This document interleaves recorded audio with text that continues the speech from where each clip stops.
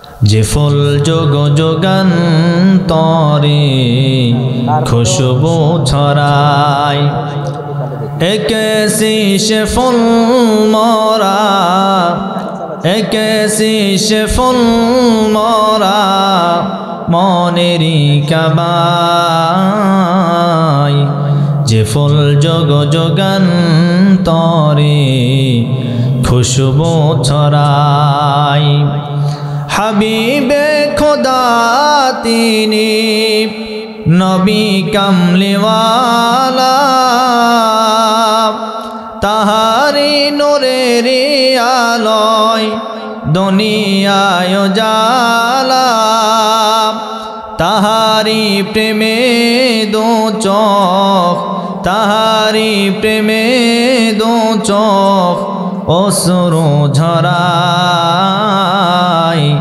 যে ফুল যোগ যোগান্তরে খুশবু ছড়ায়।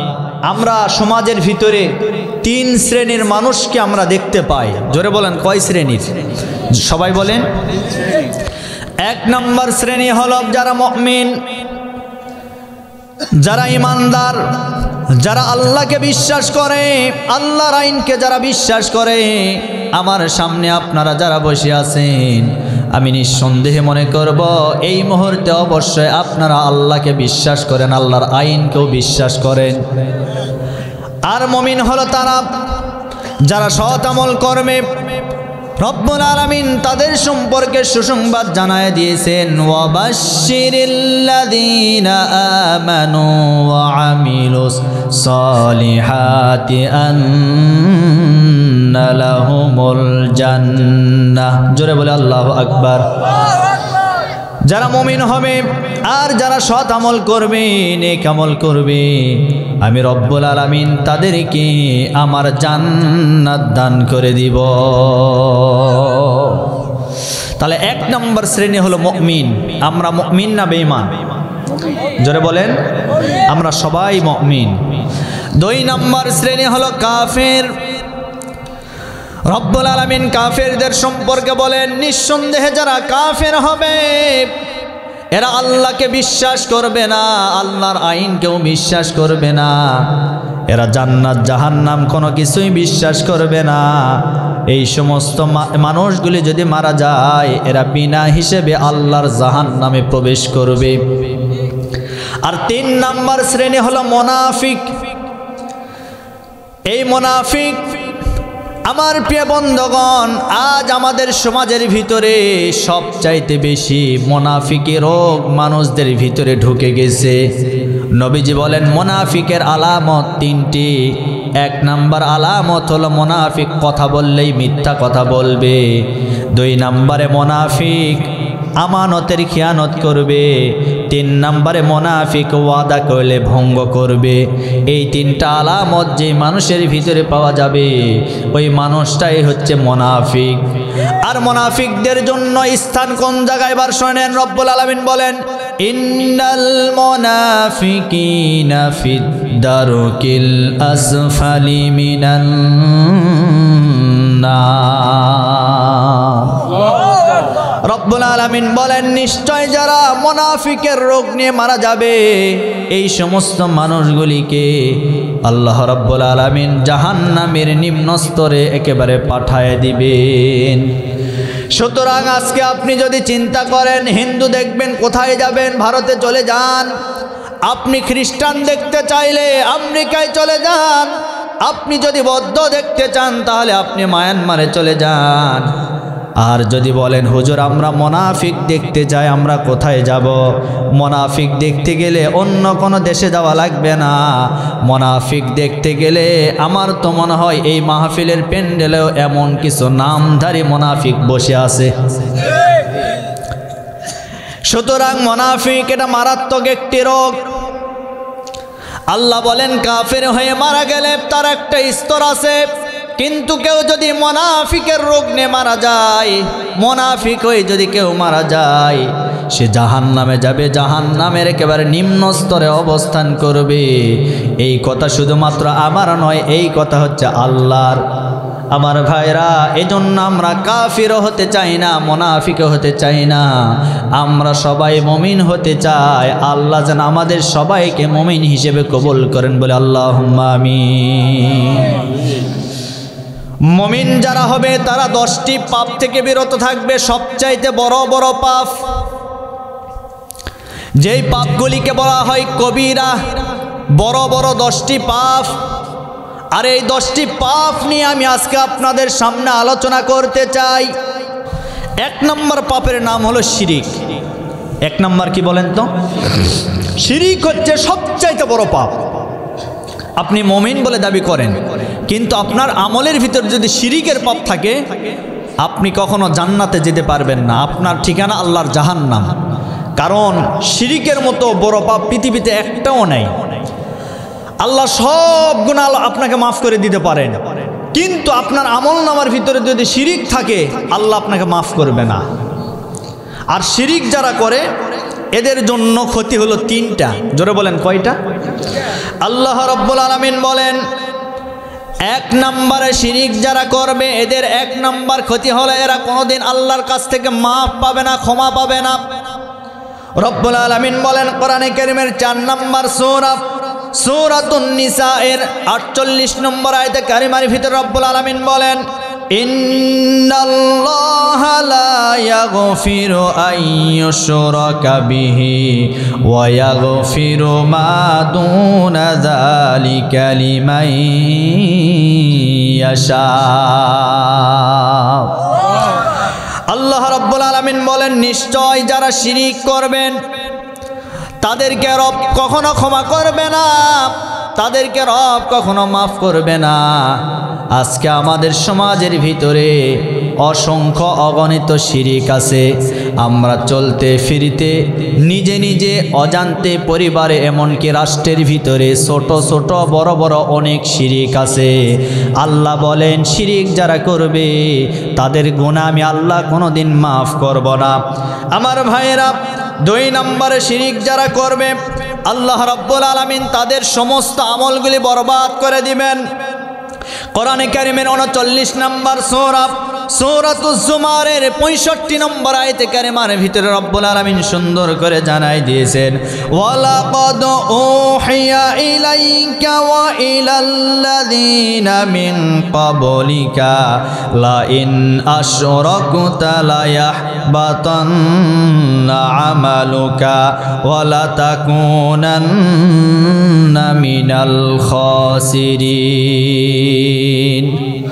আল্লাহ বলেন, যারা নামাজ পড়বে, যারা রোজা রাখবে, যারা হজ করবে, এত ভালো ভালো আমল করার পরেও যাদের আমল নামায় শিরিকের কোনো পাপ পাওয়া যাবে, শিরিকের কোনো গুনাহ পাওয়া যাবে, শুধুমাত্র শিরিকের পাপ আর গুনাহ থাকার কারণে ওই সমস্ত মানুষদের আমলগুলি আমি রব্বুল আলামিন সব আমল বরবাদ করে দিব। শিরিকের কোনো পাপ রাখা যাবে। 3 নম্বর ক্ষতি, শিরিক যারা করবে তাদের জন্য নির্ধারিত আল্লাহর জাহান্নাম। যদিও তারা মুসলমান, যদিও তারা নামাজ পড়ে, যদিও তারা রোজা রাখে, যদিও তারা আল্লাহর আইন মানে, কিন্তু যদি তাদের আমলনামায় শিরিকের কোনো গুনাহ থাকে, আল্লাহ বলেন তারা নামাজ পড়েও আমার জান্নাতে যেতে পারবে না, বরং নামাজ পড়েও তাদেরকে জাহান্নামে যাওয়া লাগবে। কোরআনে কারীমের 5 নম্বর সূরা সূরাতুল মাইদা এর 72 নম্বর আয়াতে রব্বুল আলামিন বলেন, ইন্নাহু মাইয়ুশরিক বিল্লাহি ফাকাদ হারামাল্লাহু আলাইহিল জান্নাতা ওয়া মাআওয়াহুন নার। আল্লাহ বলেন, নিশ্চয় যারা শিরিক করবে এদের জন্য জান্নাত হারাম, জাহান্নাম ওয়াজিব। কথা কার? আজ আমাদের সমাজের ভিতরে শিরিক আছে না নাই? আছে। মানে এতদিন পর্যন্ত অসংখ্য শিরিক জোর করে আমাদের উপরে চেপে দেওয়া হয়েছিল। তার ভিতরে 1 নম্বর শিরিক আপনাদেরকে বললে আপনারা বুঝতে পারবেন। 1 নম্বর আমি আপনাদেরকে ধরিয়ে দিই, রাষ্ট্রীয়ভাবে শিরিক কেমনে হয়েছে। রাষ্ট্রীয়ভাবে শিরিক হয়েছে এইভাবে, আমাদের জাতির পিতা, তার নাম কি? সবাই বলেন। আমাদের জাতির পিতা, মুসলিম মিল্লাতের জাতির পিতার নাম ইব্রাহিম আলাইহিস সালাতু ওয়াস সালাম। আল্লাহ রাব্বুল আলামিন বলেন মিল্লাত আবিকুম ইব্রাহিম হুয়া সাম্মাকুমুল মুসলিমিন। তো ইব্রাহিম আলাইহিস সালাতু ওয়াস সালাম আমাদের জাতির পিতা, অথচ এই বিগত 15 বৎসরে জোর করে আমাদের উপরে চাপিয়ে দেওয়া হয়েছে শেখ মুজিবকে বলা হয়েছে জাতির পিতা। আচ্ছা বলেন তো এটা শিরিক না অন্য কিছু? সবাই বলেন শিরিক। তাহলে এই পাপ জোর করে রাষ্ট্র আমাদের উপরে চাপিয়ে দিয়েছে। এখন আপনি যত বড় হাজি হন, যত বড় গাজী হন, মাথায় টুপি দিয়ে আপনি ইব্রাহিম আলাইহিস সালাতু ওয়াস সালামকে জাতির পিতা বাদ দিয়ে বঙ্গবন্ধু শেখ মুজিবকে আপনি জাতির পিতা মানলেন, আপনি সবচাইতে বড় শিরিক করলেন, আপনি সবচাইতে বড় মুশরিক। অথচ আপনি নামাজ পড়েন।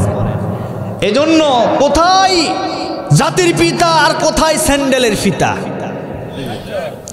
কি ঠিক না? এতদিন পাপ করেছেন, আজকে পাপ মুক্ত করা লাগবে। এই মুক্ত করার জন্য একটা দোয়া আপনাদেরকে এখন এই মুহূর্তে বলবো। দোয়া তেমন কিছু নয়, দোয়াটা হলো এই, আমি বলবো জাতির পিতা ইব্রাহিম, আপনারা বলবেন শেখ মুজিব ঘোড়ার ডিম। কি বলা যাবে না? কি ওই যে বলছে আমি কমো, মানে হাত তুলছে আমি কমো, মানে একেবারে কলিজায় আঘাত লাগছে। এতদিন বলে পাপ করছেন, আজকে আপনি অবশ্যই বললে এটা কাফফারা হয়ে যাবে। কি বলা যাবে না? যারা বলবে না দেখবেন ওরা ওই গ্রুপের, ঠিক আছে না নাই? এজন্য আমি বলবো এখন স্লোগান শুরু হয়ে গেল, জাতির পিতা ইব্রাহিম। কথা বলে না ভাই, আরে বলেন না কেন? জাতির পিতা ইব্রাহিম, শেখ মুজিব ঘোড়ার ডিম, লিল্লাহে তাকবীর। কোথায় জাতির পিতা আর কোথায় স্যান্ডেলের ফিতা? কার সাথে কার তুলনা করে? আজকে 32 নম্বর কি স্মৃতি ভেঙ্গে চুরে চুরমার হয়ে গেল। আল্লাহর যে বিচার বাংলাদেশে 100% যে শুরু হয়ে গেছে, এর মধ্যে কোনো সন্দেহ নাই। এখন এই 32 নম্বর বাড়ি ভাঙ্গার পরে বিভিন্নভাবে সোশ্যাল মিডিয়ায় বিভিন্ন জায়গায় অনেকে স্ট্যাটাস, অনেকে ফেসবুকে অনেক কিছু লেখালেখি শুরু করে দিয়েছে। অনেকের চোখ দিয়ে আমরা দেখতেছি তারা পানি ঝরতেছে, কান্না করতেছে, এত মায়া কান্না তাদের লাগে। এই কান্না কোন সময় তোমাদের? ওই সময় ছিল না যেই সময় এই স্বৈরাচার খুনি হাসিনা বাহিনী আলেমদের ঘর বাড়িকে বুলডোজার দিয়ে ধ্বংস করে দিয়েছিল। কথা বলেন। আজকে তো আমার আল্লাহর ওই কোরআনের আয়াত মনে পড়ে গেলে, কোনটা? আল্লাহ বলেছেন হাতের বদলে হাত, চোখের বদলে চোখ, পায়ের বদলে পা। আল্লাহ যেন আমাকে বললেন যে বুলডোজারের বদলে বুলডোজার, যে বুলডোজার দিয়ে তারা আলিমদের, নিরীহ মানুষদের ঘর বাড়ি ভেঙে দিয়েছে, সেই বুলডোজার দিয়ে আজকে তাদের ঘর বাড়িগুলো ভাঙ্গা হচ্ছে। কথা বলেন ঠিক কিনা? এই বিচার কার? জোরে বলেন কার? আল্লাহর বিচার। তারা যা করেছে এটা ছিল তাদের প্রাপ্য। তারা যে সুন্দর সুন্দর টাইলস দিয়ে, মুজাহিদ দিয়ে ঘর বাড়ি তৈরি করেছে, এগুলি সব কয়টা জনগণের টাকায়। এখন ভাঙলে সমস্যা কিসের? আমাদের কাছ থেকে জোর করে, চাঁদাবাজি করে, টেন্ডারবাজি করে তারা টাকা পয়সা নিয়ে আজকে সুন্দর সুন্দর দালান কোঠা তৈরি করেছে। এগুলি ভাঙলে সমস্যা কোথায়? কোনো সমস্যা নাই আমার ভাইরা। এজন্য এটা হলো 1 নাম্বার, জাতির পিতা ইব্রাহিম, এটাকে অন্য কিছু বানানো হয়েছিল, এটা হলো 1 নাম্বার রাষ্ট্রীয় শিরক। 2 নাম্বার শিরক হলো যারা বলে সকল ক্ষমতার মালিক জনগণ, সকল ক্ষমতার মালিক জনগণ, এই কথা বলাও একটা শিরক। এতদিন তারা বলেছিল যে সকল ক্ষমতার মালিক জনগণ। আচ্ছা বলেন তো, সকল ক্ষমতার মালিক জনগণ না সকল ক্ষমতার মালিক আল্লাহ? আল্লাহ রাব্বুল আলামিন সেই কথাটাও সূরা মুলকের ভিতরে জানাই দিয়েছেন। কোরআনে কারিমের 67 নম্বর সূরা, আল্লাহ রাব্বুল আলামিন বলেন, তাবারাকাল্লাযী বিয়াদিহিল মুলক ওয়া হুয়া আলা কুল্লি শাইইন কাদির। সকল ক্ষমতার মালিক আল্লাহ, সকল কর্তৃত্ব, নেতৃত্ব সব কিছু কার হাতে? অথচ আজকে বলে ক্ষমতার মালিক জনগণ। সুতরাং ক্ষমতার মালিক জনগণ, একথা যারা বলবে, একথা যারা বিশ্বাস করবে, নিঃসন্দেহে তারা শিরিকের মধ্যে নিমজ্জিত থাকবে। সুতরাং মুসলমান কখনো শিরিক করতে পারে?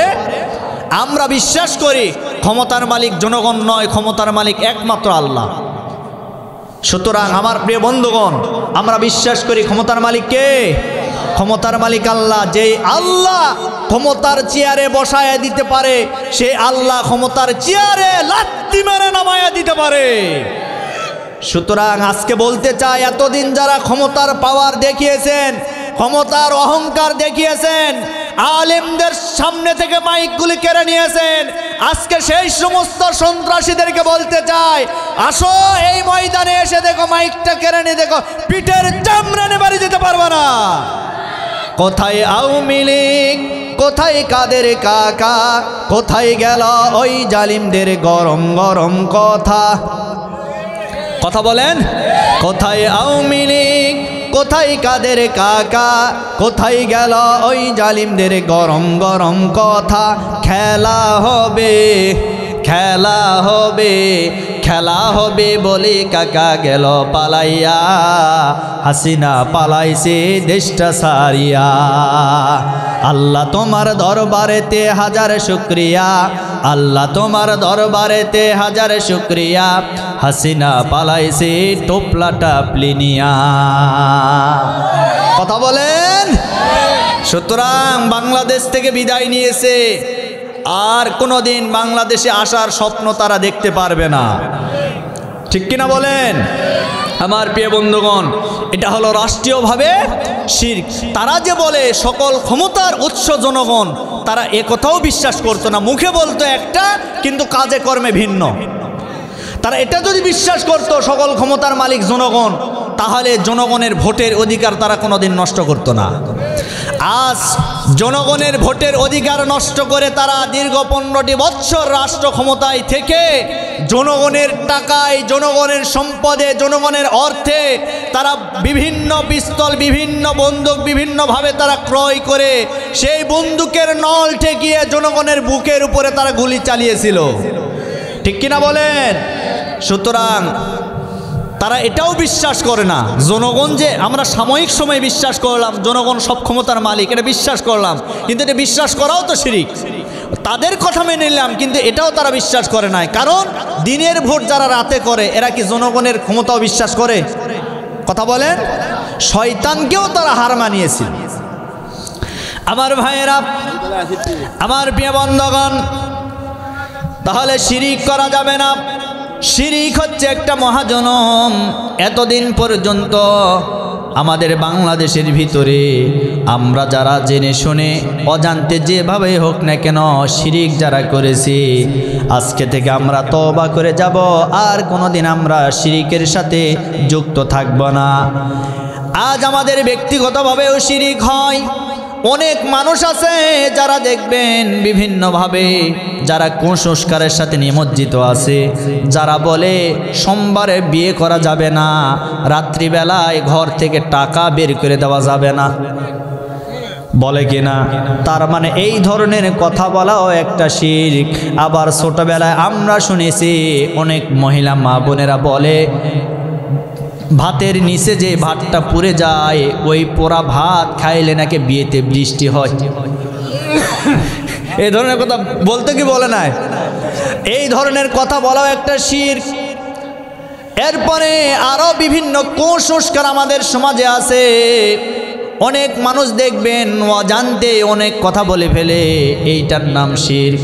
শিরক যদি কোনো মানুষের আমলনামার ভিতরে থাকে, রব্বুল আলামিন শিরকের গুনাহ কোনোদিন মাফ করবে না। তার কারণ হলো আল্লাহ সব গুনাহ মাফ করতে পারে, শিরকের গুনাহ কোনোদিন আল্লাহ মাফ করবে না। আল্লাহ বলেন ইন্নাশ শিরকা লাযুলমুন আযীম, নিশ্চয় শিরক হচ্ছে মহা একটি জুলুম, হচ্ছে মহা একটি জুলুম।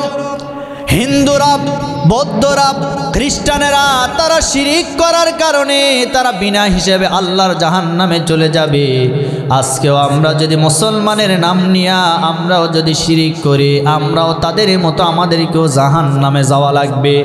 সুতরাং আজকের মাহফিল থেকে 1 নাম্বার শিক্ষা হলো, যতদিন আমরা বাঁচব ততদিন পর্যন্ত শিরিকের সাথে আমরা কেউ জড়িত থাকব। রাজি আছেন? 1 নাম্বার ওয়াজ। আমার ভাইরা, আমি কিন্তু বর্তমান সময়ের প্রেক্ষাপট নিয়ে কথা বলি, কিন্তু সেটা আমলের নিয়তে বলার চেষ্টা করি। আমি নিজে আমল করার চেষ্টা করি, আপনাদেরকে বোঝানোর চেষ্টা করি, আপনারাও যাতে করে এই কথাগুলি শুনে আমল করতে পারেন। এই ওয়াজ মাহফিল, এত ওয়াজ মাহফিল দিয়ে আপনার কিচ্ছা কাহিনী, এই আজেবাজে অনেক কথাবার্তা, এগুলি শুনে লাভ কি ভাই, যদি শিক্ষা নিতে না পারেন? শিক্ষার জন্য বলতেছি। আর আধা ঘন্টা আমি কথা বলবো, আপনারা কি শুনবেন?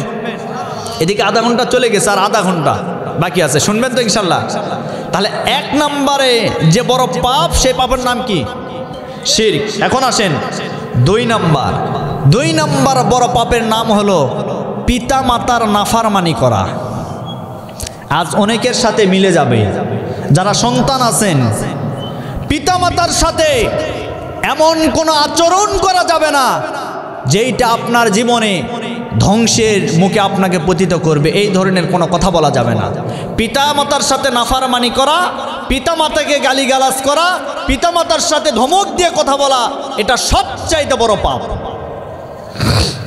তার কারণ আপনার পিতা, আপনার মাতা আপনার কাছ থেকে সুন্দর আচরণ পাওয়ার অধিকার রাখে, হকদার তারা। আল্লাহ রাব্বুল আলামিন বলেন কোরআনে কারিমের 17 নম্বর সূরা, সূরাতুল বনী ইসরাঈলের 23 নম্বর আয়াত, আল্লাহ বলেন ওয়াকাদা রাব্বুকা আল্লা তা'বুদু ইল্লা ইয়্যাহু ওয়া বিল ওয়ালিদাইনি ইহসানা ইম্মা ইয়াবলুগান্না ইনদাকাল কিবারা আহাদুহুমা আও কিলাহুমা ফালা তাকুল লাহুমা উফফিন ওয়ালা তানহারহুমা ওয়া কুল লাহুমা কাওলান কারীমা। আল্লাহ বলেন, আল্লাহর ইবাদতের পরে 2 নম্বর তোমাদের দায়িত্ব আর কর্তব্য হলো মা বাবার প্রতি ইহসান করো, মা বাবার প্রতি দয়া করো।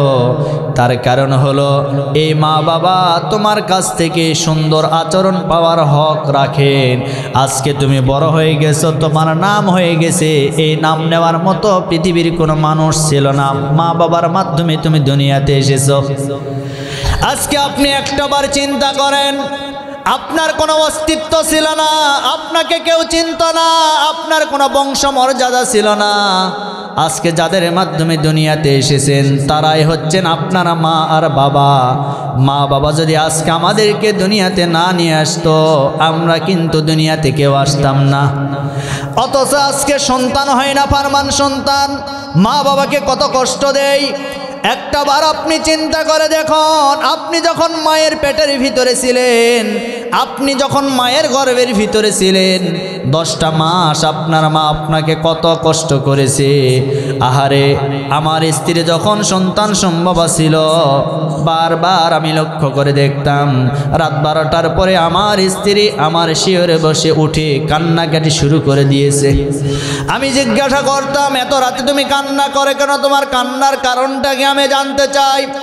তখন আমার স্ত্রী ডাক দিয়ে বলেন, স্বামী কি বলবো দুঃখের কথা, আমার পেটের ভিতরে যেই সন্তানটা আছে, এই সন্তান পা দ্বারা এমন একটা ঘুতা মেরেছে, এমন একটা লাথি মেরেছে, এই লাথির যন্ত্রণা আমি সহ্য করতে পারি নাই, আমার কলিজা পর্যন্ত ফেটে গেছে, আমার কলিজায় আঘাত লেগেছে, এজন্য ব্যথা যন্ত্রণা আমি সহ্য করতে পারি নাই, যার কারণে আমি বসে বসে কান্না করতেছি। আহারে, ওই সময় আমার মায়ের কথা মনে পড়ে গেছে। আজকে আমার সন্তান আমার স্ত্রীর গর্ভে আছে, আমিও তো একদিন আমার মায়ের গর্ভের ভিতরে ছিলাম। আমার মাকে আমি পা দ্বারা কত ঘুতা মেরেছি, কত আঘাত করেছি।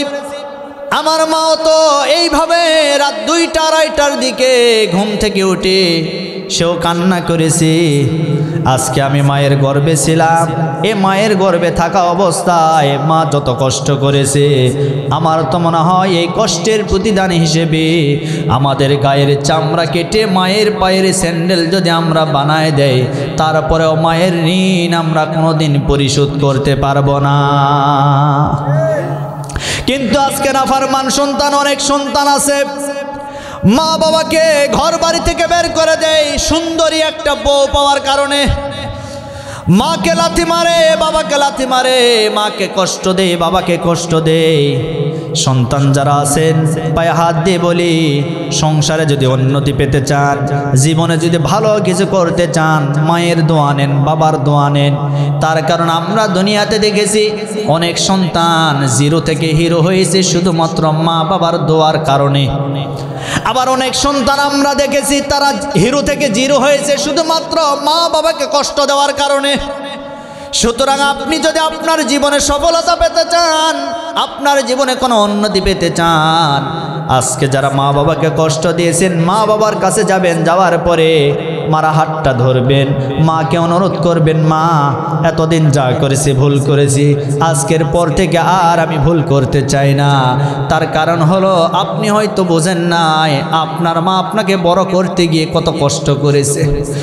আমরা জানি একটা বাবা একটা সন্তানকে সুশিক্ষিত করার জন্য, মানুষের মতো মানুষ বানানোর জন্য জীবনের সবটুকুন উজাড় করে দেয়, তারপরেও চিন্তা করে আমার ছেলে মেয়েগুলি যেন সুখে শান্তিতে দিন যাপন করতে পারে। অথচ আজকে আমরা সন্তান হয়ে সেই মা বাবাকে কষ্ট দেই। সুন্দর ঘর হয়েছে, সুন্দর বাড়ি হয়েছে, অথচ সেই বাড়িতে মা বাবার জায়গা হয় না, মা বাবার জায়গা হয় গোয়াল ঘরের ভিতরে। কথা বাস্তব না অবাস্তব? এজন্য আমার ভাইয়েরা, মাকে কষ্ট দিবেন না, বাবাকে কষ্ট দিবেন না, এটা সবচাইতে বড় পাপ, সবচাইতে বড় পাপ। এটা হচ্ছে কবিরা গুনাহ। তাহলে কবিরা গুনাহের ভিতরে 2 নাম্বার বললাম মা বাবার নাফরমানি করা, 3 নাম্বারে কবিরা গুনাহ হচ্ছে ইচ্ছাকৃতভাবে ফরজ নামাজ কাজা করা। আজ আমাদের সমাজের ভিতরে নামাজি বেশি না বেনামাজি বেশি? জোরে বলেন। কিন্তু আপনি নামাজ না পড়ে আপনি সবচাইতে বড় পাপ করলেন। নামাজ যদি আপনার জীবনে না থাকে, আপনার জীবনে কোনো সফলতা নাই। তার কারণ একটা মানুষ যখন নামাজি হয়ে যায়, তার জীবনের রব্বুল আলামিন যত উঁচু পর্যায়ে নিয়ে যাওয়া দরকার, আল্লাহ তত উঁচু মাকাম দান করে থাকেন শুধুমাত্র নামাজটা পড়ার কারণে। নবীজি আরো বলেন, যারা নামাজ পড়বে এদের জন্য পুরস্কার দুনিয়াতে রব্বুল আলামিন বলেন 1 নাম্বার পুরস্কার হলো যারা নামাজি হবে, এদের জন্য পুরস্কার হলো এদের রিজিকের কোনো চিন্তা থাকবে না। 2 নাম্বার পুরস্কার হলো নামাজি বান্দাদের জীবনে কোনো পাপ থাকবে না। নবীজি হাদিস শরীফের ভিতরে বলেন, কোনো মানুষ যদি 5 ওয়াক্ত নামাজ পড়তে পারে, এই 5 ওয়াক্ত নামাজটা পড়ার কারণে তার জীবনের ছোট বড় যত পাপ আছে, রব্বুল আলামিন নামাজটা শুধুমাত্র আদায় করার কারণে তার জীবনের সমস্ত গুনাহ আল্লাহ মাফ করে দিবেন। নবীজি আরো বলেন, সাহাবায়ে কেরামদেরকে বলেন, ও সাহাবীরা, কোনো মানুষের বাড়ির সামনে যদি কোনো নহর থাকে, কোনো নদী থাকে, ওই মানুষটা যদি দিনে 5 বার করে গোসল করে, তোমরা বলো তো ওই মানুষের শরীরের ভিতরে কোনো ময়লা থাকতে পারে? সাহাবায়ে কেরামরা বললেন, ইয়া রাসূলুল্লাহ, না না না, ওই সমস্ত মানুষদের শরীরের ভিতরে কোনো ময়লা থাকতে পারে না। নবীজি বলেন, যারা 5 বার নামাজ আদায় করবে তাদের জীবনের ভিতরেও কোনো গুনার কোনো পাপ থাকতে পারে না। নামাজ হচ্ছে ইসলামের খুঁটি, নামাজ হচ্ছে ইসলামের পিলার, মূল পিলারের নাম হচ্ছে নামাজ। আপনার নামাজ নাই, আপনার কিচ্ছু নাই। আপনি যদি জীবনে উন্নতি করতে চান, আপনি 5 ওয়াক্ত নামাজি হয়ে যান। তার কারণ হলো, যেই সমস্ত মানুষেরা সকালবেলার ফজরের নামাজটা আদায় করবে, এই সমস্ত মানুষদের জীবনে কোনো অভাব অনটন থাকবে না। সুবহানাল্লাহ বলতে পারেন না? আজকে আমাদের জীবনের অনেক মানুষ অভাব আর অনটনের ভিতরে দিন যাপন করতেছি। আরে ভাই, খোদার কসম করে বলে গেলাম, নবীজির হাদিস সত্য, এ কথাও সত্য, যদি আপনি নামাজি হতে পারে আপনার জীবনে কোনো দুঃখ দুর্দশা থাকবে না। আজ আমি নামাজের কথা এত বললাম কেন জানেন? আজ আমার সমাজের ভিতরে মসজিদগুলি ফাঁকা, আবার কয়েকজন মুসল্লি যারা নামাজি হয় এরা আবার দেখবেন নামাজি আন্দোলন যারা করে তাদের বিরোধী শক্তি। কথা বলেন, এখন নামাজ কায়েম করবে কারা? যারা নামাজ পড়বে এরাই তো নামাজ কায়েম করবে। আপনি নামাজ পড়েন, আপনার দায়িত্ব হলো নামাজ কায়েম করা, আর নামাজ কায়েম করা কোনো মানুষের দায়িত্ব নয়, বরং এ নামাজ কায়েম করা রাষ্ট্রের দায়িত্ব। আল্লাহ রাব্বুল আলামিন বলেন, আল্লাযীনা ইম্মাক্কান্নাহুম ফিল আরদি আকামুস সালাহ ওয়া আতাউস যাকাতা ওয়া আমারু বিল মা'রুফি ওয়া নাহাউ আনিল মুনকার। জোরে বলে আল্লাহু আকবার। রব্বুল আলামিন বলেন, যাদেরকে রাষ্ট্র ক্ষমতায় আমি বসিয়ে দিব, রাষ্ট্রের চেয়ার যাদেরকে আমি বসিয়ে দিব, তাদের 4টা আইন পাশ করে আমি আল্লাহ ফরজ করে দেই। 1 নম্বর আইনের নাম হলো তারা রাষ্ট্রীয়ভাবে নামাজ কায়েম করবে। 2 নম্বরে তারা যাকাত ভিত্তিক অর্থনীতি ব্যবস্থা কায়েম করবে।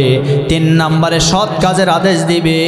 আর 4 নম্বরে অসৎ কাজ থেকে মানুষদেরকে বিরত রাখবে। এই 4টা আইন পাশ করা তাদের দায়িত্ব আর কর্তব্য। কিন্তু দুঃখজনক হলেও সত্য কথা, আর স্বাধীনতার 56 বছর পার হয়ে গেছে, কোনো রাষ্ট্রপ্রধান, কোনো রাষ্ট্রপতি, কোনো প্রধানমন্ত্রী আজ পর্যন্ত বাংলাদেশের ক্ষমতায় বিধর্মী নয়, বরং সবাই ছিল ইসলাম ধর্মের মানুষ। এই বাংলাদেশ স্বাধীনতার পর শেখ মুজিব পরিচালনা করেছে, সেও ছিল মুসলমান। এরপরে জিয়াউর রহমান পরিচালনা করেছে, সেও ছিল মুসলমান। আমাদের চাচা এরশাদ, সেও পরিচালনা করেছে, সেও ছিল মুসলমান। এরপরে আমাদের আপা হাসিনা, উনিও পরিচালনা করেছে, উনিও মুসলমান। ম্যাডাম বেগম খালেদা জিয়া, উনিও পরিচালনা করেছে, উনিও ছিল মুসলমান। এরপরে বর্তমান ডক্টর ইউনূস সরকার, উনি রাষ্ট্র ক্ষমতায় বসে আছেন, উনিও মুসলমান। এই স্বাধীনতার 56 বৎসরে এত মুসলিম আমরা ক্ষমতায় বসাইলাম, কিন্তু আজ পর্যন্ত কোরআনের এই 4টা আইন কেউ কার্যকর করতে পারল না। সুতরাং আমরা চাই আগামীতে যারা রাষ্ট্র ক্ষমতায় বসবে, বসার পরে সর্বপ্রথম এই 4টা আইন যারা কায়েম করতে চায় তাদেরকে আমরা সাপোর্ট করতে চাই। আমার কথা নিরপেক্ষ, আমি কোনো দলকে টার্গেট করে কথা বলছি না। যারা বলবে এই 4টা আইন আমরা রাষ্ট্র ক্ষমতায় গেলে আমরা পাশ করতে চাই, আমরা তাদেরকে সাপোর্ট করতে চাই। হোক সে বিএনপি, হোক সে জামাত, হোক সে চরমনাই, হোক সে আটরশি, সরসিনা, যে দল হোক না কেন, তার কারণ বাংলাদেশে তো আর আওয়ামী লীগ নাই। কথা বলেন, সে যে কোনো দল হোক না কেন, যারা বলবে আমরা রাষ্ট্র ক্ষমতায় যাওয়ার পরে আল্লাহর আইন দিয়ে আমরা বিচারালয় চালাতে চাই, আমরা রাষ্ট্র ক্ষমতা আল্লাহর আইন দিয়ে চালাতে চাই, আমরা মুসলমান, আমরাও বলবো আমরা তাদেরকেই সাপোর্ট করতে চাই। ঠিক কিনা বলেন? তার কারণ এতদিন বহু দল দেখেছি, বহু মত দেখেছি, মসজিদে নামাজ হয়, মসজিদে আল্লাহর আইন চলে, অথচ মসজিদের সভাপতি, সেক্রেটারি যারা থাকে এরা আল্লাহর আইনের বিরোধী। আজকে আপনি লক্ষ্য করে দেখেন, আপনাদের এলাকার কথা আমি বলছি না, আমাদের এলাকার কথা বলছি, জয়পুরহাটের কথা বলছি। আমার এলাকায় কোনো মসজিদে যদি ইমাম সাহেব নতুন নিয়োগ হওয়ার পরে ইমাম সাহেব মসজিদের মেম্বরে বসে সুন্দর সুন্দর ওয়াজ করার পরে ইমাম সাহেব বললেন, ও মুসল্লিরা, আমি আপনাদের দিকে 2টা কথা বলতে চাই। আমার 1 নাম্বার কথা হলো, এই মসজিদটা কার আপনারা জবাব দিয়ে বলেন। আপনাদেরকে বলি নাই, তাদেরকে বলছি। কি কথা ঠিক আছে না? ইমাম সাহেব বললেন মসজিদ কার? বললেন আল্লাহর। তাহলে আল্লাহর মসজিদ যদি হয় তাহলে আল্লাহর আইন দিয়ে আমি পরিচালনা করতে চাই। সামনে ছিল সভাপতি, সেক্রেটারি, ক্যাশিয়ার, সব মুসল্লি ছিল, সবাই এক বাক্যে হাত তুলে বললেন, হুজুর আপনি হলেন আসল হুজুর। এতদিন যারা ছিল কোনো হুজুর এই ধরনের কথা বলতে পারে নাই। আল্লাহর ঘর আল্লাহর আইন দিয়ে পরিচালনা করবে কোনো হুজুর বলে নাই, তার মানে আপনি বলেছেন, আপনি হলেন 1 নাম্বার হুজুর। সুতরাং আমরাও তো এটাই চাই, আল্লাহর ঘর আল্লাহর আইন দিয়ে চলবে, এটাই তো আমরা চাই। এইবার ওই ইমাম সাহেব বললেন, ও আমার প্রাণপ্রিয় মুসল্লিরা, আমার 2 নাম্বার কথা হলো আল্লাহর ঘরে আল্লাহর আইন দিয়ে পরিচালনা হবে, এটা যেমন সত্য, এই মসজিদের বাইরেও কিন্তু আল্লাহর আইন পরিচালনা করা লাগবে। তার কারণ মসজিদ আল্লাহর আইন চললে শান্তি পাওয়া যায়।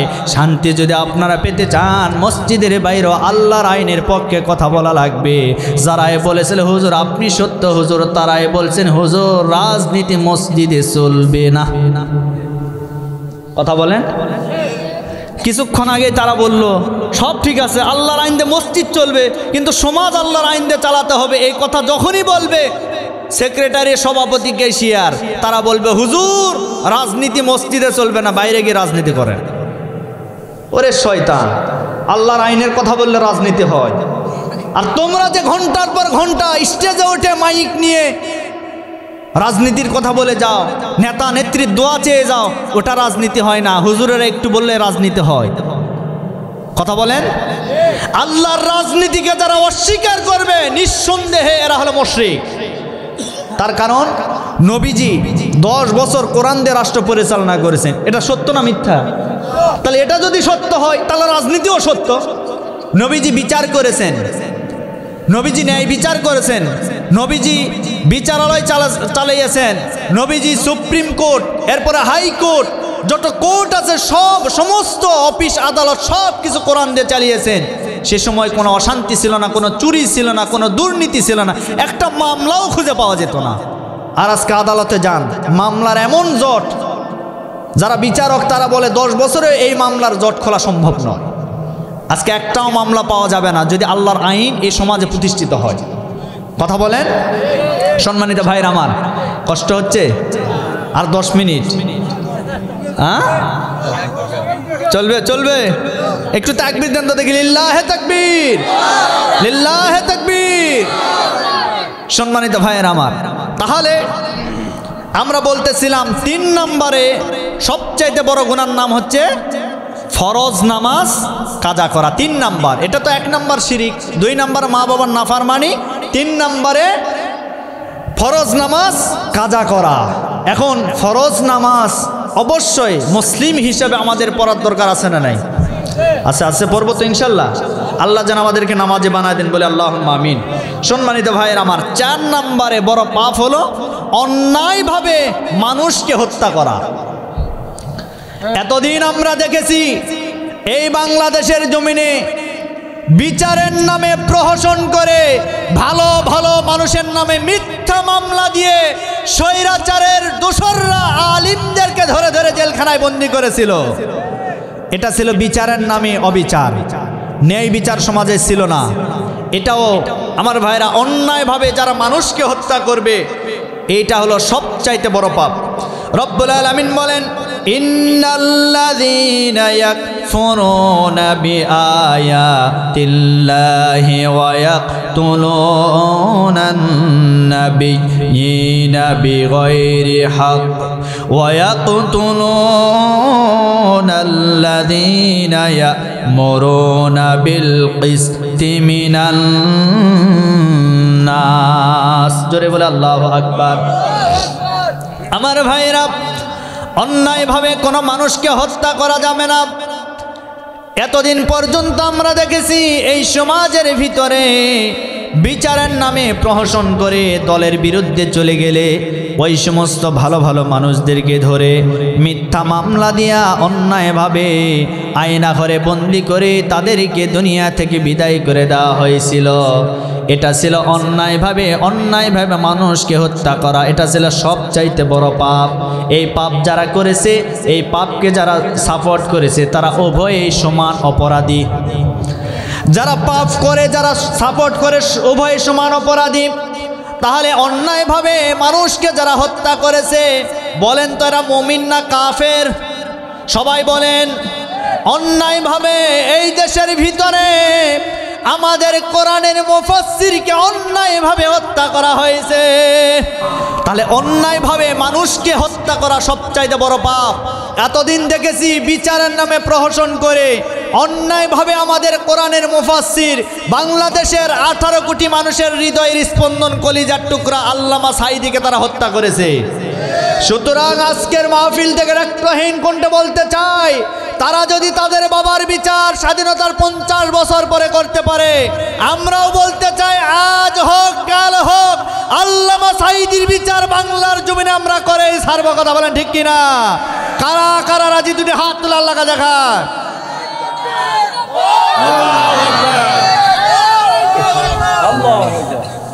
একজন তাকবীর দিতে হবে, বাকিগুলো তাল মিলাতে হবে। কি ঠিক আছে না? একজন তাকবীর দিবেন, যে কোনো একজন দিবেন। আল্লাহ কবুল করুন, আল্লাহুম্মা আমিন। আল্লামা সাঈদী তিনি স্বাভাবিক তার মৃত্যু ছিল না, তাকে অস্বাভাবিকভাবে দুনিয়া থেকে ষড়যন্ত্র করে বিদায় করে দেওয়া হয়েছে। সুতরাং তাদের বাবার বিচার যদি বাংলাদেশে হয়, আমরাও বলতে চাই ইসলামী আন্দোলনের একজন একনিষ্ঠ সৈনিক আল্লামা সাঈদী সারাটা জীবন দ্বীনের পক্ষে ইসলামের পক্ষে কাজ করে গেছেন, অন্যায়ের বিরুদ্ধে বজ্র কণ্ঠে কথা বলে গেছেন। সুতরাং তার বিচার বাংলাদেশের জমিনে হতেই হবে। কথা বলেন ঠিক কিনা? আল্লামা সাঈদী তুমি মরণি, শহীদ হয়েছ তুমি এটাই জানি। আল্লামা সাঈদী তুমি মরণি, শহীদ হয়েছ তুমি এটাই জানি। কারাগারে কাটালে 13টি বছর, বাতিল কেঁপেছে তোমায় দেখে থর থর। তাই তো তোমায় ভাবি প্রতিদিনই, শহীদ হয়েছ তুমি এটাই জানি। আল্লামা সাঈদী তুমি মরণি, শহীদ হয়েছ তুমি এটাই জানি। তিনি মরেন নাই, তিনি শহীদ হয়েছেন। কথা বলেন ঠিক কিনা? আমার ভাইরা, যারা বাংলাদেশের জমিন থেকে আল্লামা সাঈদীর নামকে উৎখাত করে দেওয়ার জন্য, তুলে দেওয়ার জন্য যারা ষড়যন্ত্র করেছিল, আজকে তারা বাংলাদেশ ছাড়া হয়ে গেছে। আল্লামা সাঈদী প্রত্যেকটা মুসলমানের কলিজায় জায়গা করে নিয়েছে। ঠিক কিনা বলেন? আজকে বড় আফসোস লাগে, তারা আজকে কোথায়? এত জোরে বললে হবে? মুরব্বীদের জন্য 100 টাকা। ঠিক আছে, নামগুলো লিখে রাখেন, নামগুলো লিখে রাখেন। সম্মানিত ভাইরা আমার, আমি যেটা আপনাদেরকে বলতেছিলাম, আজ বড় আফসোস লাগে, কোথায় সেই এমপি মন্ত্রী? হ্যাঁ, কোথায় গেল এমপি মন্ত্রী? কোথায় কাদের কাকা? তাদের সারা দেশটা লাগে বড়ই ফাঁকা ফাঁকা। কথা বলেন, কথা বলেন। কোথায় গেল এমপি মন্ত্রী? কোথায় কাদের কাকা? তাদের সারা দেশটা লাগে বড়ই ফাঁকা ফাঁকা। ইনো মিনো দীপমণি খাইতেছে ভাই ডান্ডা, বিচারপতি কালামানিকের ফাটিয়েছে ভাই আন্ডা। কথা বলেন। ইনো মিনো দীপমণি খাইতেছে ভাই ডান্ডা, বিচারপতি কালামানিকের ফাটিয়েছে ভাই আন্ডা। কোথায় গেল সংসদেরই মমতাজের গান? কথা বলেন। কোথায় গেল সংসদেরই মমতাজের গান? কোথায় গেল হযরত বলা শামীম ওসমান? কোথায় গেল স্পিকারের চক্ষু আঁকা বাঁকা? তাদের সারা দেশটা লাগে বড়ই ফাঁকা ফাঁকা। কি চোখ রাঙানো কথা গো! কই গেল তাদের পাওয়ার? কোথায় ক্ষমতা? ইস, বড় আফসোস লাগে, বড় আফসোস লাগে। আজ তারা বাংলাদেশকে নিয়ে গর্ব করত। আওয়ামী লীগকে উৎখাত করার জন্য বাংলাদেশের কোনো শক্তি নাই বলেছিল না?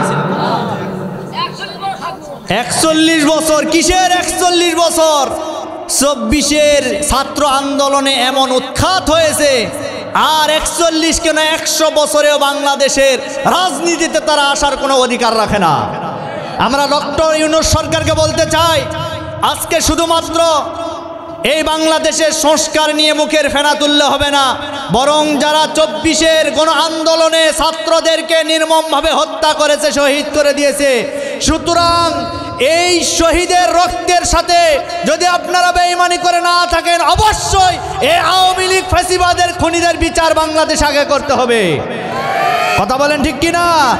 শুধু তাই নয়, আজকে আমি বলতে চাই, যারা আয়না ঘর তৈরি করেছিল, অন্যায়ভাবে যারা নিরীহ মানুষদেরকে আয়না ঘরের ভিতরে বন্দি করে রেখেছিল, যেই সমস্ত এমপি, মন্ত্রী, পুলিশ প্রশাসনের কথার ইঙ্গিতে, কথার ইশারায় যাদেরকে আয়না ঘরের ভিতরে বন্দি করা হয়েছিল, তাদেরকে গ্রেফতার করে জামায় আদরে রাখলে হবে না, তাদেরকেও বিচারের আগ মুহূর্ত পর্যন্ত আয়না ঘরে বন্দি করে রাখা লাগবে।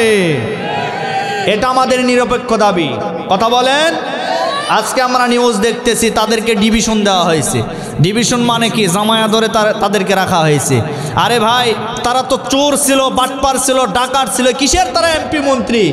কিসের তারা জনগণের ভোটে এমপি মন্ত্রী? কখনোই নয়, বরং তারা চুরি করে, ডাকাতি করে তারা এমপি হয়েছিল। কথা বলেন।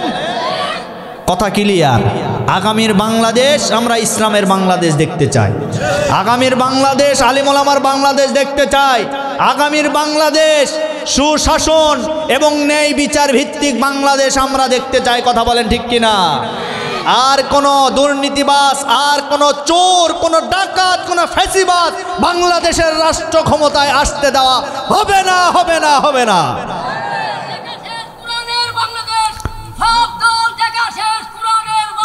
আল্লাহ কবুল করুন, আল্লাহ কবুল করুন। আমার প্রিয় বন্ধুগণ, তাহলে 4 নম্বর পাপের কথা বলতেছিলাম, অন্যায়ভাবে মানুষকে হত্যা করা। এখন আসেন 5 নম্বরে। 5 নম্বরে হলো এতিমের মাল সম্পদ আত্মসাৎ করা, এতিমের মাল সম্পদ নষ্ট করা। এটাও সবচেয়ে বড় গুনাহ। আজ আমার সমাজের ভিতরে এতিমের মাল সম্পদ খাওয়া লোক কম না বেশি? বেশি মানে কম্বল পর্যন্ত খায়া শেষ। ইলিপের চাল আসছে, ডাল আসছে গরিব এতিম মানুষদের জন্য, সেগুলো নেতারা খেয়ে, এমনকি গরিব যাদেরকে দিবে তাদের কাছ থেকে 500, 1000, 2000 করে টাকা নিয়ে তারপরে দেয়। কথা বলেন না কেন? আপনাদের এলাকায় নয়, আমাদের এলাকার কথা বলতেছি। আপনাদের এলাকার নেতারা তো আল্লাহর ফেরেশতা। এতই যদি ভালো মানুষ, তাহলে আজকে তারা পালিয়ে গেল কেন? পালাই তো তারা যারা অন্যায় করে, যারা জুলুম করে, যারা অন্যায়ের সাথে জড়িত, তারা পালিয়ে যায়। কথা বলেন। একটা নেতার কথা না বললে নয়। ইসলামী আন্দোলনের একজন নেতা ছিল মীর কাশেম আলী, যিনাকে ফাঁসি দেওয়া হয়েছে, শহীদ করা হয়েছে। এই মীর কাশেম আলীকে গ্রেফতার করার আগে ইনি বাহিরে ছিলেন। বাহিরে থাকা অবস্থায় ফোন করা হলো নেতাকে, নেতা আপনি দেশে আসবেন না কেন? না, আপনি আসলে আপনাকেও গ্রেফতার করে আপনাকে ফাঁসির কাস্টে ঝোলানো হবে। বলে আমার কি কোনো অপরাধ আছে? বলে আপনার অপরাধ যদি নাও থাকে তাও আপনাকে অপরাধী বানানো হবে। এরপরে নেতা বললেন, আমি তো কোনো অপরাধ করি নাই, আমি কোনো মানুষকে খুনও করি নাই, আমি যুদ্ধ অপরাধী ছিলাম না, যুদ্ধের আমার ভাই 71-এর ওই যুদ্ধের সাথে আমার কোনো জড়িত ছিল না, সুতরাং আমি অন্যায়ভাবে আমি এই দোষটা কেন নিব? বরং আমি নিরপরাধ মানুষদেরকে আমি বলতে চাই, সবাইকে আমি বলতে চাই আমি নিরপরাধ ছিলাম। অতএব আমি দেশে নয়, আমি বাহিরে নয়, আমি দেশে যেতে চাই। দেশে গিয়ে যদি আমার বিচার হয় হোক, কোনো অসুবিধা নাই, এরপরেও আমি অপরাধী হয়ে বাহিরে থাকতে চাই না। এরা তো ছিল নেতা। আজকে আমি একটি কথা বারবার বলি, এই আওয়ামী লীগের ভাইয়েরা কোন রাজনীতি করলেন, কোন দল করলেন, যেই দল করার কারণে আপনার নেতা নেত্রীরা আপনাদের কথা একটাবারও ভাবলো না? কথা বলেন। কিসের আপনাদের দল, কিসের নেতাগিরি? একটাবার আপনাদের কথা ভাবে নাই। যদি ভাবতো তারা আজকে নিজের জীবনকে বাঁচিয়ে তারা বাহিরে যেতে পারতো না। কথা বলেন। আমার প্রিয় বন্ধুগণ, ক্লিয়ার কথা, কোনো ভেজাল আছে? কোনো অসুবিধা, কোনো ভয় কিচ্ছু নাই। ক্লিয়ার বাংলাদেশ। আল্লাহ কবুল করুন, বলে আল্লাহুম্মা আমিন। তাহলে 5 নাম্বার বড় পাপের নাম হলো এতিমদের মাল সম্পদ আত্মসাৎ করা। আল্লাহ রাব্বুল আলামিন বলেন, জাহান্নামে যাওয়ার জন্য যতগুলি অপরাধের দরকার, সূরা মুদ্দাসসিরের ভিতরে রব্বুল আলামিন বলেন, ওয়ালাম নাকুনু তুইমুল মিসকিনা ওয়া কুন্না নাখুদু মাআল খাইদিন ওয়া কুন্না নুকাযযিবু বিয়াউমিদ্দিন। জোরে বলে আল্লাহু আকবার। জাহান্নামে যাওয়ার জন্য যতগুলি অপরাধের দরকার, এর ভিতরে অন্যতম অপরাধ হলো এতিম আর মিসকিনের মাল সম্পদ আত্মসাৎ করা। তার মানে বোঝা গেল এটাও সবচাইতে বড় পাপ। যারা এতিমের মাল সম্পদ আত্মসাৎ করবে তারাই সবচাইতে বড় অপরাধী। কথা বলেন ঠিক কিনা? এটা গেল 5 নাম্বার। 6 নাম্বার হলো জিহাদের ময়দান থেকে পলায়ন করা। জিহাদের ময়দান থেকে পলায়ন করা সবচাইতে বড় পাপ, কবিরা গুনাহ। আজ আমার বাংলাদেশের ভিতরে আমরা এতদিন দেখেছি সুবিধাবাদ জিন্দাবাদ কিছু মানুষ ছিল। 5 তারিখের আগে ছিল আওয়ামী লীগ, পরে 5 তারিখের পরে হয়ে গেছে জামাত শিবির। বাপরে বাপ, কেন্দ্রীয় নেতা, বড় নেতা। তার মানে বোঝা গেল এরা হলো সুবিধাবাদ জিন্দাবাদ, এরাই হলো মুনাফিক। কথা বলেন ঠিক কিনা? এটা হলো 6 নাম্বার। 7 নাম্বারে সবচাইতে বড় পাপ হলো যাকাত না দেওয়া। এটা হচ্ছে কবিরা গুনাহ। যেই মানুষটার উপরে যাকাত ফরজ হয়ে যাবে, ওই মানুষটা যদি হিসাব অনুযায়ী যাকাত না দেয়, তাহলে ওই মানুষটা যত নামাজ পড়ুক, যত আমল করুক না কেন, আল্লাহর জাহান্নামে তাকে যেতে হবে। সে সবচাইতে বড় পাপ করেছে। আজ আমার দেশের ভিতরে যাকাত দেওয়া হয় ঠিক, কিন্তু যাকাতের নামে ফাজলামি করা হয় বেশি।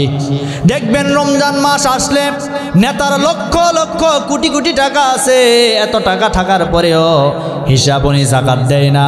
বরং দেখবেন 100টা 200টা গরিব মানুষদের জন্য লুঙ্গি আর শানি ক্রয় করে নিয়ে এসে ঘোষণা দেয় অমুক দিন যাকাত দিব। এই যাকাত দেওয়ার নামে আজ আমার সমাজের ভিতরে ফাজলামে শুরু হয়ে গেছে। 7 নাম্বার পাপ হলো কি করা? যাকাত না দেওয়া সবচেয়ে বড় পাপ। আজ আমার সমাজের ভিতরে এত গরিব অসহায় মানুষ একটাও থাকতো না যদি আজকে যাকাত ভিত্তিক অর্থনীতি ব্যবস্থা আমাদের সমাজে কায়েম হয়ে যেত। আজ হিসাব করে করে যদি গ্রামের ধনী ধনী মানুষের কাছ থেকে যাকাতগুলি যদি হিসাব করে নেওয়া হতো, ওই গ্রামের ভিতরে কোনো গরিব কোনো অসহায় মানুষ খুঁজে পাওয়া যেত না। কিন্তু আজকে সঠিকভাবে যাকাত দেওয়া হয় না, এই কারণে সমাজ থেকে গরিব মানুষও দূর হয় না। এজন্য আমার ভাইরা, যাকাত নিয়ে ফাজলামি করা যাবে না, যাকাত নিয়ে কোনো মস্করা করা যাবে না। যাকাত হচ্ছে আল্লাহর বিধান। যারা যাকাত দিবে তাদের সম্পদগুলি পবিত্র হয়ে যাবে। আমার প্রিয় বন্ধুগণ, এটা হলো 7 নাম্বার। 8 নাম্বারে সবচাইতে বড় গুনাহ হলো জাদু করা। আজ আমার সমাজের ভিতরে জাদু আছে না নাই? আছে। মানে আমার নবীজির সময়ে জাদু ছিল। আমার নবীজিকে জাদু করা হয়েছিল। একজন বুড়ি মহিলা আমার নবীজির চুলগুলি নিয়ে জাদু করেছিল। নবীজি আমার টানা কয়েকদিন পর্যন্ত অসুস্থ ছিলেন। এমন সময় ওই বুড়ি মহিলা আমার নবীজির চুল মোবারকগুলি নিয়ে গিট মেরে একটা কূপের ভিতরে ফেলে দিয়েছিল, যার কারণে আমার নবীজি বিছানা থেকে উঠতেও পারে না, চলতেও পারে না, প্রচণ্ড জ্বর এসেছিল। কয়েকদিন পরে জিবরিল আমিন ফেরেশতা নবীজির কাছে আসলেন। আসার পরে বললেন, ইয়া রাসূলুল্লাহ, ইয়া হাবিবাল্লাহ, আপনি তো অসুস্থ হয়েছেন, এমনি এমনি অসুস্থ হন নাই, আপনার উপরে জাদু করা হয়েছে। একজন মহিলা আপনার উপরে জাদু করেছে, সুতরাং আপনি এখান থেকে পরিত্রাণ পেয়ে যাবেন, আপনি সুস্থ হয়ে যাবেন। আমি আপনাকে যেইভাবে কাজ করতে বলবো আপনি ওইভাবে এই কাজগুলি করবেন। আপনাকে জাদু করা হয়েছে, আপনার চুল নিয়ে কূপের ভিতরে ফেলে দেওয়া হয়েছে গিট মেরে। এখন এই মুহূর্তে আল্লাহর পক্ষ থেকে আপনার উপরে সূরা নাজিল হয়ে যাবে, আয়াত নাজিল হয়ে যাবে। সেই সূরাগুলি হলো সূরা নাস আর সূরা ফালাক। এই 2টা সূরা নাজিল হয়ে যাবে। একটা একটা করে আয়াত পরে আপনি গিটের ভিতরে ফু মারবেন, একটা একটা করে গিট খুলে যাবে। আর সমস্ত গিটগুলি যখন খুলে যাবে তখন আপনি পরিপূর্ণ সুস্থ হয়ে উঠবেন। তার মানে বোঝা গেল নবীজিকেও জাদু করা হয়েছিল। আজ আমার সমাজের ভিতরে যারা জাদুবিদ্যা করে, জাদু করে দেখবেন অনেক মানুষকে বশ করে রাখে, জাদু করে অনেক মানুষকে অসুস্থ অবস্থায় রেখে দেয়। সুতরাং এই জাদুবিদ্যা এটাও সবচাইতে মারাত্মক কবিরা গুনাহ। আজ আমার সমাজের ভিতরে জাদুবিদ্যা আছে না নাই? এটা হলো 8 নাম্বার। 9 নম্বরে সবচাইতে মারাত্মক কবিরা গুনাহ হলো আত্মীয়তার সম্পর্ক ছিন্নকারী। আত্মীয়তার সম্পর্ক ছিন্নকারী আজ আমার দেশের ভিতরে এমন কিছু মানুষ আছে নিজের আত্মীয় স্বজনের কোনো খোঁজ খবর নাই। দেখবেন অন্য পর আত্মীয় নিয়ে তারা তাড়াহুড়া করে। নিজের মা বাবা নিজের খালা খালুকে বছরে একবার দাওয়াত দিয়ে খাওয়ায় না। দেখবেন বন্ধু বান্ধবদেরকে সপ্তাহে সপ্তাহে বাড়িতে দাওয়াত দেয়। তার মানে এই সমস্ত মানুষগুলি আত্মীয়তার সম্পর্ক ছিন্ন করেছে। আর যারা আত্মীয়তার সম্পর্ক ছিন্ন করবে এরা কিন্তু যত বড় হাজি হোক গাজী হোক এরা কোনোদিন আল্লাহর জান্নাতে যেতে পারবে না। এটা হচ্ছে সবচেয়ে বড় পাপ। আমার প্রিয় বন্ধুগণ, সর্বশেষ বড় পাপ হলো সতী সাধী যারা নিরপরাধ সতী নারীর বিরুদ্ধে মিথ্যা অপবাদ দেওয়া। আমার সমাজে আছে না নাই? একটা নারী অপরাধ করে নাই কিন্তু আমরা জোর করে তাকে অপরাধী বানাই। এটা কবিরা গুনাহ, এটা কখনো করা যাবে না। আমার প্রিয় বন্ধুগণ, এই 10টা সবচাইতে বড় বড় পাপ আমাদের সমাজে এখন দেখা যাচ্ছে অহরহ ঘটে যাচ্ছে। এই 10টা পাপ থেকে আল্লাহ পাক যেন আমাদেরকে হেফাজত করেন।